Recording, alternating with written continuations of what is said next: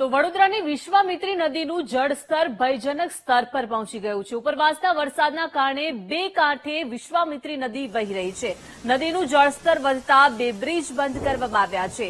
ધસમસતી વિશ્વામિત્રી નદીના આકાશી દ્રશ્યો ડ્રોન કેમેરામાં કેદ થયા છે।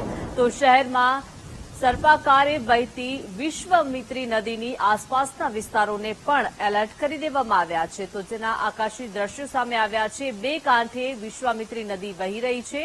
તો આકાશી દ્રશ્યો ડ્રોન કેમેરામાં કેદ થયા છે અને શહેરમાં નીચાણવાળા વિસ્તારોને એલર્ટ મોડ પર રાખી દેવામાં આવ્યા છે। તો વિશ્વામિત્રી નદીની આસપાસના વિસ્તારને હાલ એલર્ટ કરી દેવામાં આવ્યા છે। જળસ્તર ભયજનક સ્તરે પહોંચી ગયું છે અને હાલ નદી જે છે તે બે કાંઠે વહી રહી છે। ઉપરવાસમાં ભારે વરસાદના કારણે નદીમાં પાણીની આવક વધી રહી છે અને હાલ આ નદી બે કાંઠે વહી રહી છે, જેના કારણે નીચાણવાળા વિસ્તારોમાં પાણી ભરાઈ ગયા છે અને નીચાણવાળા વિસ્તારોને એલર્ટ મોડ પર રાખી દેવામાં આવ્યા છે। વધુ માહિતી સાથે સંવાદદાતા માનુ જોડાઈ ગયા છે। માનુ, વડોદરાની વિશ્વામિત્રી નદી હાલ બે કાંઠે વહી રહી છે, બે બ્રિજ બંધ પણ કરી દેવામાં આવ્યા છે, કેવી સ્થિતિ ત્યાં?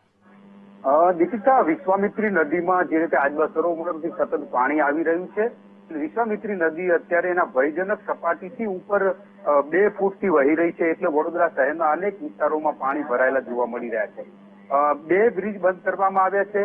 રાત્રી બજાર બ્રિજ અને કાલા ઘોડા બ્રિજ છે એને વાહન વ્યવહાર માટે બંધ કરી દેવામાં આવ્યો છે, કારણ કે બ્રિજને અડીને નદીનું પાણી જઈ રહ્યું છે।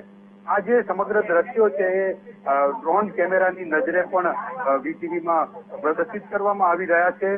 વડોદરા શહેરમાં સર્પા આકારે પસાર થતી વિશ્વામિત્રી નદી એના કાંઠા બહાર પાણી ફેલાવીને અત્યારે વહી રહી છે, એવા દ્રશ્યો ત્યાં જોવા મળી રહ્યા છે।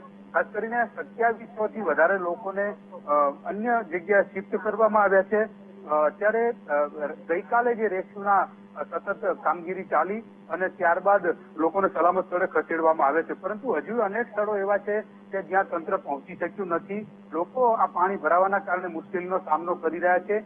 આ જે દ્રશ્યો છે વડોદરામાં કઈ હાલતે વિશ્વામિત્રીનું પાણી ભરાયું છે એ આ ડ્રોન કેમેરાથી જોવા મળી રહ્યા છે અને અનેક જગ્યાએ વિશ્વામિત્રી નદીની બહાર પણ પાણી ભરાયેલા જોવા મળી રહ્યા છે। જી આભાર માનુ વિગત આપવા બદલ।